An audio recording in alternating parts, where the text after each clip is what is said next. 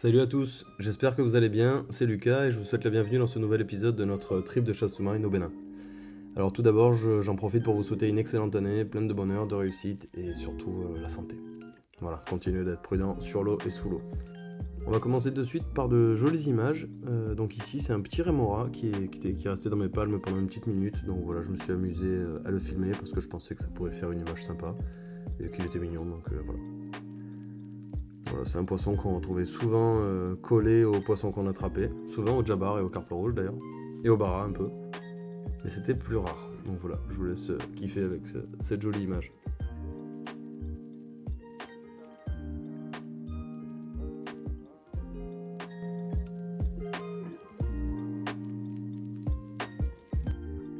Alors on commence par une première action de chasse sous-marine, donc là on descend sur une épave dans une eau qui est très verte. Bon, j'ai retouché l'image pour que ce soit un peu plus clair pour vous, et voilà. Donc des fois, comme ici, on se retrouve en pleine descente, en plein milieu d'un banc de barracuda. Donc c'est une ambiance qui est très très glauque, hein. Et dans ces cas-là, quand on trouve un poisson, on le tire. Voilà, la tire qui va lui faire très très mal. La colonne est cassée nette. Euh, donc voilà, on va attaquer la remontée qui est assez longue, mais bon, quand le poisson est séché comme ça, c'est plutôt facile à faire ces remontées. Au contraire, voilà, ça nous facilite la tâche. Voilà, premier poisson dans le bateau. Alors, on enchaîne avec une deuxième descente, ou troisième, je sais pas. Cette fois-ci, encore une fois sur une épave. Donc là, c'est une descente qui va vraiment être longue parce qu'on est sur une épave qui était à 27 ou 28 mètres, je crois. Et le haut de l'épave était à 28 mètres et le bas de l'épave à 32, 33. Je me rappelle plus. Je vais vous changer la couleur parce que l'eau était très très verte. Donc je vais vous la passer, je vais enlever un peu de vert pour vous la faire passer en bleu, donc plus clair.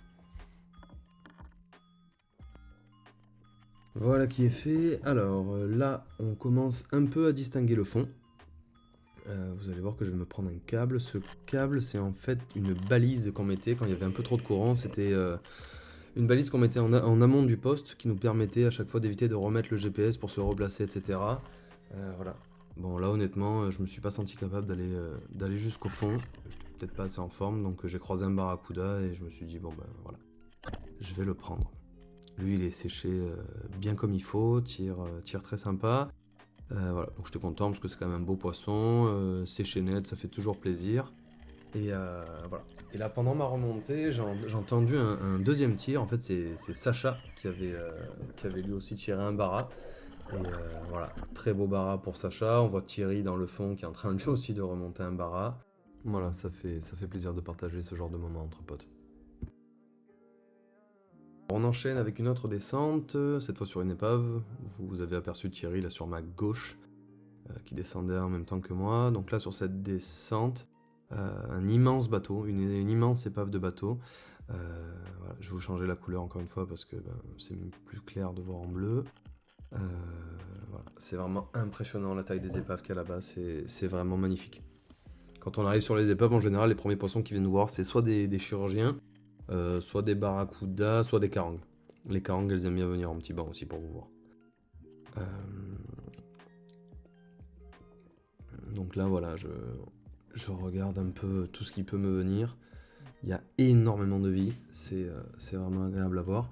Et en fait, au fur et à mesure qu'on s'approche de l'épave, on distingue des poissons sur l'épave qu'on n'avait pas vu quand on a 10 mètres, on les voit même pas. Et voilà, il y a des carpes rouges, des jabars, tout ça.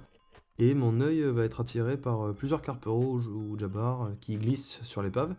Donc je me laisse couler, je vais me laisser couler sur ce petit groupe. Sauf qu'il y a une carangue qui va arriver par la gauche. Et voilà, je vais aligner le fusil et je vais prendre mon tir. Tir sur cette carangue qui est vraiment pas exceptionnelle. Parce qu'elle va me mettre un petit rush, mais bon, je vais la remonter assez facilement.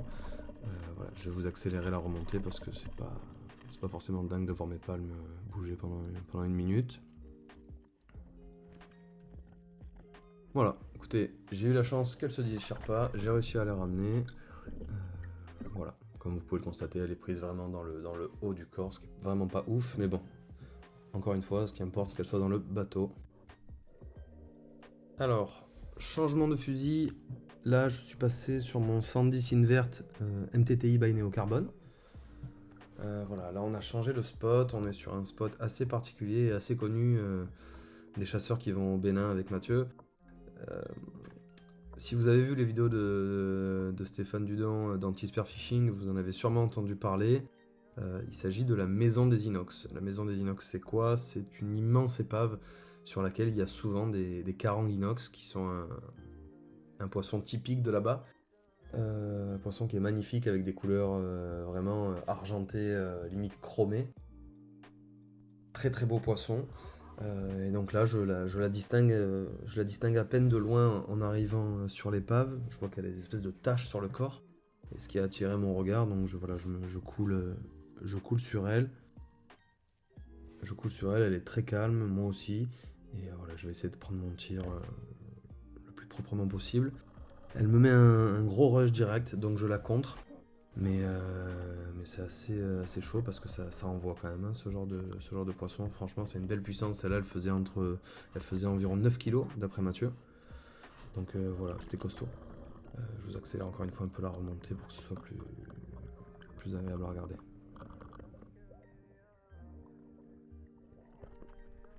Et voilà, un beau poisson, ma première carangue inox. J'étais très très fier de moi parce que j'étais le premier à en taper une là-bas. Et voilà, hyper content. Voilà, avec Sacha, on était vraiment trop contents. Sacha était hyper content pour moi et ça fait énormément plaisir d'attraper sa première inox.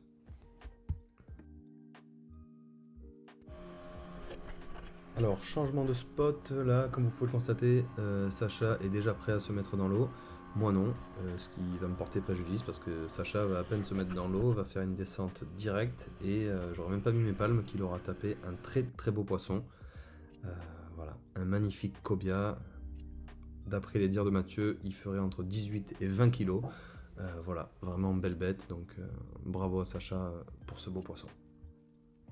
Alors, cette action, c'est pas un gros poisson que je vais vous montrer, mais c'est juste, je voulais vous montrer des fois dans les conditions dans lesquelles on se retrouve. Là, l'eau va être, mais genre, hyper sale. Voilà, voilà. Donc là, j'ai l'impression de nager dans du smecta. Donc voilà, je fais demi-tour instantanément et j'ai la chance de croiser un banc de 3-4 tasards. Poisson que j'avais pas encore attrapé. Et Mathieu nous a dit que c'était hyper bon à manger, je connaissais pas, donc j'ai tenté un tir de loin. Et ben voilà, 4-5 mètres, le fusil MTTI fait largement le taf. Petit coup de pub. Voilà, bon j'ai pas fait de selfie parce que le poisson faisait à peine 2 kilos et que c'était tout petit pour là-bas. Alors là, il n'y aura pas de poisson, c'est juste que je voulais vous montrer les plateformes pétrolières. C'est hyper impressionnant la première fois. Et voilà, moi j'ai un peu halluciné la première fois pendant 5-10 minutes, j'ai pas réussi à chasser, genre je regardais toutes les 2 secondes autour de moi. Et voilà, c'est un spectacle qui est vraiment particulier, c'est une ambiance qui est vraiment particulière. Euh, voilà, voilà, je voulais juste vous le montrer parce que voilà, pas tout le monde a la chance d'aller au Bénin pour voir ça, donc j'en profite pour vous les montrer. Voilà. Voilà, ces immenses pylônes là avec des petits bateaux de pêcheurs locaux sur le côté. Voilà, c'est vraiment dingue à voir. Je suis très reconnaissant d'avoir eu la chance de pouvoir faire ce voyage au Bénin. Alors, on enchaîne encore avec une descente où il n'y aura pas de poisson, tiré en tout cas. Mais voilà, je voulais vous montrer des fois le genre de spectacle qu'on est amené à voir quand on part au Bénin. Là, je vais arriver au fond et en fait, je vais complètement bugger, je vais pas comprendre ce qui m'arrive. J'ai l'impression de voir des posidonies, mais en fait, pas du tout. C'est un immense banc de carpes rouges. Et voilà, il y en avait des milliers. Et voilà, je pense que là, ça se passe de mots. Donc, je vais vous laisser avec cette belle image.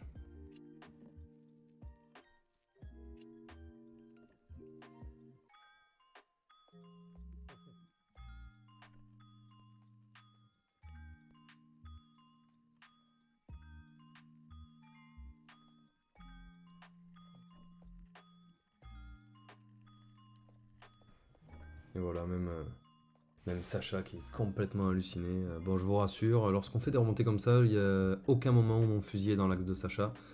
Voilà, on a connu trop de drames. On faisait vraiment attention à ce genre de détails, donc voilà. voilà, je voulais juste vous montrer ce banc de carpe qui était vraiment magnifique à voir. Alors là, ce doux son que vous entendez, c'est ma ventilation. Voilà. C'est le moment où je prends mon ultime inspiration avant de m'envoyer vers le fond. Donc voilà, c'est à ce moment-là que je remplis mes poumons à bloc et ben voilà, ça laisse un peu de bruit. Donc voilà, là je descends assez profond. Là c'est encore une fois une épave, mais malheureusement, à cause du courant, j'ai été un peu déporté sur l'arrière de l'épave. Donc voilà, je vais arriver vraiment trop en arrière de l'épave. Je vais arriver style 30 mètres ou 40 mètres derrière l'épave. Voilà, donc je vais arriver sur le sable, hein, donc au début je comprends pas trop ce qui m'arrive, je sais pas trop où je suis. Mais je me rends compte rapidement que je suis beaucoup trop loin. Mais je vais avoir la chance qu'il y ait un Jabbar qui monte me voir. Voilà, là on le voit, il fait demi-tour, donc je vais quand même tenter un tir. Voilà, donc tir bien, mais pas terrible non plus. Bien dans le sens où je l'ai eu, et pas terrible dans le sens où je l'ai pris dans la joue. Donc bon, il était pris sur le fil, donc je savais que j'allais pas avoir de soucis. Mais voilà. Donc là, voilà, des remontées qui est très longue. Voilà, les remontées étaient quand même bien longues. Au début, j'avais laissé le moulinet serré parce que je me suis dit que j'allais le remonter. Mais en fait, on se rend compte que c'est pas possible. Là, je sais pas si vous voyez, mais un peu au-dessus, on voit un peu de l'épave. Comme quoi, j'étais vraiment, vraiment loin de l'épave.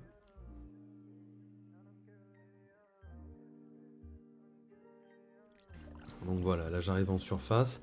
On voit Sacha qui vient me retrouver. Voilà, Sacha qui assure parfaitement ma sécurité, il n'a rien à dire. Voilà. Là je passe la surface. Sacha me regarde, me demande si je vais bien.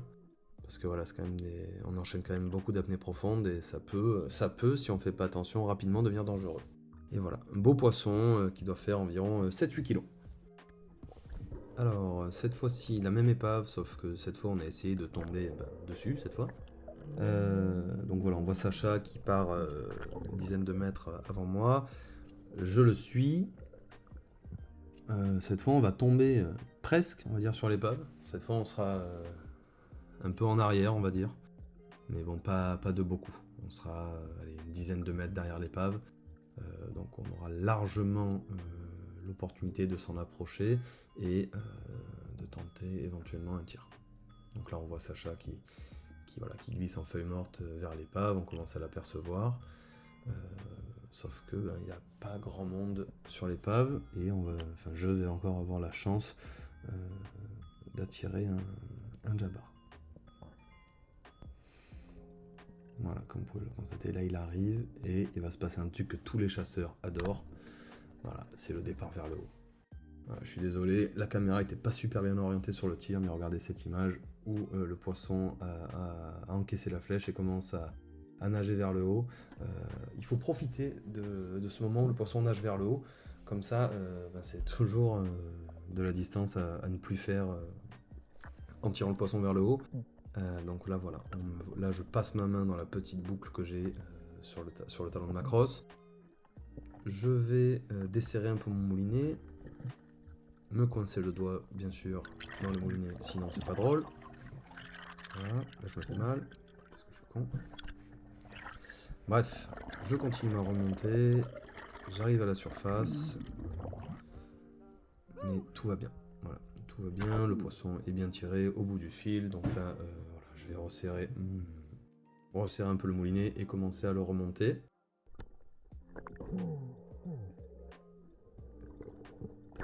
Voilà, donc là ça mouline. Et c'est très long de mouliner par contre. Voilà, le poisson arrive en surface. On était content. Et voilà, on va pouvoir le sécher et le jeter dans la cale. Voilà, un beau petit Jabbar.